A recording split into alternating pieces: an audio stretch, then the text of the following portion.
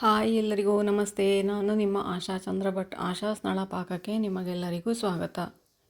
ಇವತ್ತು ನಾವು ಗುಜ್ಜೆ ಹಾಗೂ ಕಡಲೆ ಹಾಕಿ ಒಂದು ಸಾಂಬಾರು ಮಾಡುವ. ಗಸಿ ಅಲ್ಲ, ಸಾಂಬಾರು ಮಾಡುವ. ಇವತ್ತು ಗಸಿ ಅಂತೇಳಿ ಇನ್ನೊಂದು ಥರ ಮಾಡಲಿಕ್ಕಾಗ್ತದೆ, ಅದನ್ನು ನಾನು ಆಲ್ರೆಡಿ ಅಪ್ಲೋಡ್ ಮಾಡಿದ್ದೇನೆ. ಇವತ್ತು ಸಾಂಬಾರು ಮಾಡ್ತಾಯಿದ್ದೇನೆ. ಒಂದು ಅಳತೆಯ ಗುಜ್ಜೆಯನ್ನು ಅಥವಾ ಎಳೆಯ ಹಲಸಿನಕಾಯಿಯನ್ನು ಕೊಯ್ದು ತಗೊಂಡು ಬಂದಿದ್ದೇನೆ. ಈಗ ಗುಜ್ಜೆಯ ಸಾಂಬಾರು ಮಾಡಲಿಕ್ಕೆ ಗುಜ್ಜೆಯ ಸೀಸನಲ್ಲಿ ಏನೆಲ್ಲ ಮಾಡ್ಬೋದು ಅಂತ ಹೇಳೋದನ್ನು ನಾವು ಬಹುಶಃ ಈ ತಿಂಗಳ ಇಡೀ ಹಾಕ್ತಾ ಇದ್ದೇವೆ. ಹಾಗಾಗಿ ನಮ್ಮ ಎಲ್ಲ ವಿಡಿಯೋಗಳನ್ನು ನೋಡಿ ಲೈಕ್ ಮಾಡಿ ಶೇರ್ ಮಾಡಿ. ನೋಡಿ ರುಚಿಯಾದ ಸಾಂಬಾರು ಹೇಗೆ ರೆಡಿ ಆಯಿತು ಅಂತ ಹೇಳಿಕೊಂಡು, ಇದನ್ನು ಅನ್ನದ ಜೊತೆಗೆ, ದೋಸೆಯ ಜೊತೆಗೆ, ಚಪಾತಿ ಜೊತೆಗೆ, ಎಲ್ಲದರ ಜೊತೆಗೆ ಕೂಡ ಇದನ್ನು ತಿನ್ಬೋದು. ಮೊದಲಿಗೆ ಇಲ್ಲಿ ನಾನು ಮಸಾಲೆ ಹುರಿದುಕೊಳ್ತಾ ಇದ್ದೇನೆ. ಬಾಣಲೆ ಇಟ್ಟು ಒಂದು 2 ಟೇಬಲ್ ಸ್ಪೂನಷ್ಟು ಕೊಬ್ಬರಿ ಎಣ್ಣೆ ಹಾಕ್ಕೊಂಡಿದ್ದೇನೆ. ಅದಕ್ಕೆ 1 ಟೇಬಲ್ ಸ್ಪೂನಷ್ಟು ಉದ್ದಿನಬೇಳೆ, ಒಂದು 10 ಮೆಂತ್ಯಕಾಳು, 1 ಟೇಬಲ್ ಸ್ಪೂನಷ್ಟು ಕಡಲೆಬೇಳೆ, ಹಾಗೆಯೇ 1 ಟೇಬಲ್ ಸ್ಪೂನಷ್ಟು ಮಸೂರ್ ದಾಲ್ನ ಬದಲು ನೀವು ತೊಗರಿಬೇಳೆ ಹಾಕ್ಕೊಳ್ಬೋದು. ಒಂದು 1/4 ಹಿಡಿಯಷ್ಟು ಕೊತ್ತಂಬರಿ, 1 ಟೀ ಸ್ಪೂನಷ್ಟು ಜೀರಿಗೆ, ಒಂದು 2-3 ದಂಡಿನಷ್ಟು ಕರಿಬೇವು.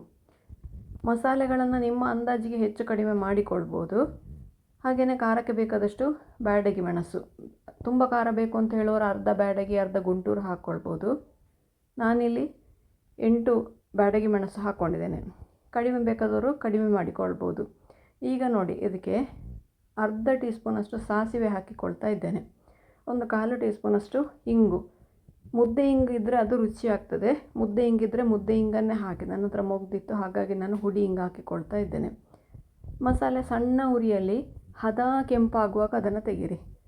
ಯಾಕೆಂದರೆ ಅದರಲ್ಲಿ ಎಣ್ಣೆ ಇರ್ತದೆ. ಆ ಎಣ್ಣೆಯ ಬಿಸಿಗೆ ಅದು ಮತ್ತೆ ತುಂಬ ಹೊತ್ತು ಫ್ರೈ ಆಗ್ತದೆ. ಈಗ ಇದಕ್ಕೆ ಅರ್ಧ ತೆಂಗಿನಕಾಯಿಯ ಹೋಳನ್ನು ಹಾಕಿಕೊಳ್ತಾ ಇದ್ದೇನೆ. ಅದು ಇವತ್ತು ಸ್ವಲ್ಪ ಗೋಟು ಕಾಯಿ ಇತ್ತು, ಅಂದರೆ ನೀರು ಆರಿದ ಕಾಯಿ ಇತ್ತು. ಹಾಗಾಗಿ ಅದು ತೆಗೆಯುವಾಗ ಇಡೀ ಕಾಯಿಯೇ ಎದ್ದು ಬಂತು. ಹಾಗಾಗಿ ತುರಿಲಿಲ್ಲ, ನಾನು ಕಾಯಿ ಚೂರುಗಳನ್ನು ಹಾಕಿಕೊಳ್ತಾ ಇದ್ದೇನೆ. ಆದ್ದರಿಂದ ಅದನ್ನು ಮೊದಲಿಗೆ ಒಂದು 2 ಸರ್ತಿ ಪಲ್ಸ್ ಮೋಡಲ್ಲಿ ಅದನ್ನು ತಿರುಗಿಸ್ಕೊಂಡು ಅದಕ್ಕೆ ಎಷ್ಟು ರುಬ್ಲಿಕ್ಕೆ ನೀರು ಬೇಕೋ ಅಷ್ಟು ನೀರು ಹಾಕ್ಕೊಂಡು ನೋಡಿ, ಈ ಥರ ನುಣ್ಣಗೆ ಪೇಸ್ಟ್ ಮಾಡಿ ಇಟ್ಕೊಳ್ಳಿ. ಈಗ ಕಟ್ ಮಾಡಿದಂತಹ ಹಲಸಿನಕಾಯಿಯನ್ನು ನೋಡಿ, ಹಲಸಿನಕಾಯಿ ಅಳತೆ ನೋಡಿ ಕಟ್ ಮಾಡಿದ್ದು. ಸಾಂಬಾರಿಗಾಗುವಾಗ ಇಷ್ಟು ದೊಡ್ಡ ಬೇಕಾಗ್ತದೆ, ಪಲ್ಯಕ್ಕಾದರೆ ಇನ್ನೂ ಸಣ್ಣದಾಗಿ ಕಟ್ ಮಾಡಿಕೊಳ್ಬೋದು. ಅದನ್ನು ಕುಕ್ಕರ್ಗೆ ಹಾಕ್ಕೊಂಡು ಒಂದು ಬೌಲ್ನಷ್ಟು ಕಡಲೆಯನ್ನು ಹಾಕ್ಕೊಳ್ಬೇಕು. ನಾನು ಕಡಲೆಯನ್ನು ಬೇಯಿಸಿಟ್ಟಿದ್ದೆ ಮೊದಲೇ, ಚೆನ್ನಾಗಿ ಮಾಡಲಿಕ್ಕೆ ಅಂತೇಳಿ ಬೇಯಿಸಿಟ್ಟಿದ್ದ ಕಡಲೆ ಇಟ್ಟು. ಹಾಗಾಗಿ ಅದನ್ನು ಇದರೊಟ್ಟಿಗೆ ಹಾಕೋದಿಲ್ಲ ನಾನು ಅದನ್ನು ಮತ್ತೆ ಕೊನೆಯಲ್ಲಿ ಸೇರಿಸ್ಕೊಳ್ತೇನೆ. ಇದಕ್ಕೀಗ ಹುಣಸೆ ಹಣ್ಣು, ಬೆಲ್ಲ, ಅರಶಿನ, ಮೆಣಸಿನ ಹುಡಿ, ನಿಮ್ಮ ಸಿಹಿ ಖಾರ ಹುಳಿಗೆ ಬೇಕಾದಷ್ಟು ಹಾಕ್ಕೊಳ್ಳಿ. ಯಾಕೆಂದರೆ ಒಬ್ಬೊಬ್ಬರ ರುಚಿ ಒಂದೊಂದು ಥರ ಇರ್ತದೆ. ಅದರಿಂದಾಗಿ ನಿಮ್ಮ ಮನೆ ಅಳತೆಗೆ ಎಷ್ಟು ಬೇಕೋ ಅಷ್ಟು ಹಾಕ್ಕೊಳ್ಳಿ. ನಾನಿಲ್ಲಿ ಅರ್ಧ ಟೀ ಸ್ಪೂನ್ ಮೆಣಸಿನ ಹುಡಿ, 1/4 ಟೀ ಸ್ಪೂನ್ ಅರಶಿನ, ಹಾಗೆಯೇ 1 ಟೀ ಸ್ಪೂನಷ್ಟು ಬೆಲ್ಲ, ಒಂದು ಸಣ್ಣ ನೆಲ್ಲಿಕಾಯಿ ಗಾತ್ರದ ಹುಣಸೆ ಹಣ್ಣು ಹಾಕ್ಕೊಂಡಿದ್ದೇನೆ. 1 ವಿಸಿಲ್ ಕೂಗಿಸ್ಕೊಂಡ ನಂತರ ಈಗ ನಾನು ಬೇಯಿಸಿದ ಕಡಲೆಯನ್ನು ಸೇರಿಸ್ಕೊಳ್ತಾ ಇದ್ದೇನೆ. ನೀವು ಕಡಲೆ ಜೊತೆಗೇ ಹಾಕಿದರೆ ಅದನ್ನು 2 ವಿಸಿಲ್ ಕೂಗಿಸ್ಕೊಳ್ಬೇಕಾಗ್ತದೆ. ಈಗ ಈ ಹಂತದಲ್ಲಿ ರುಬ್ಬಿದ ಮಸಾಲೆಯನ್ನು ಸೇರಿಸಿ ಚೆನ್ನಾಗಿ ಒಂದು ಕುದಿಸಿದರೆ ನಮ್ಮ ರುಚಿಯಾದ ಕಡಲೆ ಗುಜ್ಜೆ ಅಥವಾ ಎಳೆಯ ಹಲಸಿನಕಾಯಿಯ ರುಚಿಯಾದ ಸಾಂಬಾರು ರೆಡಿ ಆಯಿತು.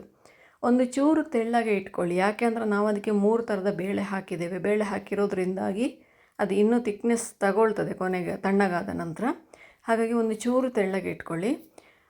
ಕೊನೆಯಲ್ಲಿ ಅದು ಒಂದು ಒಗ್ಗರಣೆ. ಇದಕ್ಕೆ ನಿಮಗೆ ಬೆಳ್ಳುಳ್ಳಿ ಬೇಕು ಅಂತಾದರೆ ಬೆಳ್ಳುಳ್ಳಿ ಹಾಕ್ಬೋದು, ಆಪ್ಷನಲ್ಲಿದು. ಇಲ್ಲದಿದ್ದರೆ ಸಾಸಿವೆ, ಮೆಣಸು, ಕರಿಬೇವು ಹಾಕ್ಕೊಂಡು ಒಂದು ಒಗ್ಗರಣೆ ಮಾಡಿದರೆ ಸಾಕು. ನಮ್ಮ ರುಚಿಯಾದ ಗುಜ್ಜೆ ಕಡಲೆಯ ಸಾಂಬಾರು ರೆಡಿ ಆಯಿತು. ನೀವು ಕೂಡ ಒಮ್ಮೆ ಖಂಡಿತ ಟ್ರೈ ಮಾಡಿ ನೋಡಿ ಹೇಗಾಯಿತು ಅಂತೇಳಿ ಕಮೆಂಟ್ ಮೂಲಕ ನನಗೆ ತಿಳಿಸಿ. ಲೈಕ್ ಕೊಟ್ಟು ಶೇರ್ ಮಾಡಿ. ನೀವು ಇನ್ನೂ ನಮ್ಮ ಚಾನಲನ್ನು ಸಬ್ಸ್ಕ್ರೈಬ್ ಮಾಡ್ಕೊಳ್ಳಿಲ್ಲ, ಸಬ್ಸ್ಕ್ರೈಬ್ ಮಾಡಿಕೊಂಡು ಪಕ್ಕದಲ್ಲೇ ಇರುವ ಬೆಲ್ ಐಕಾನ್ ಒತ್ತಿ ನಮ್ಮನ್ನು ಸಪೋರ್ಟ್ ಮಾಡಿ. ನಮ್ಮ ಇನ್ಸ್ಟಾ ಹಾಗೂ ಫೇಸ್ಬುಕ್ ಪೇಜನ್ನು ಫಾಲೋ ಮಾಡಿ. ಮುಂದಿನ ವಿಡಿಯೋದಲ್ಲಿ ಇನ್ನೊಂದು ಹೊಸ ರೆಸಿಪಿಯೊಂದಿಗೆ, ಇನ್ನೊಂದು ಹೊಸ ಅಡುಗೆಯೊಂದಿಗೆ ಪುನಃ ನಿಮ್ಮನ್ನು ಭೇಟಿಯಾಗ್ತೇನೆ. ಧನ್ಯವಾದಗಳು.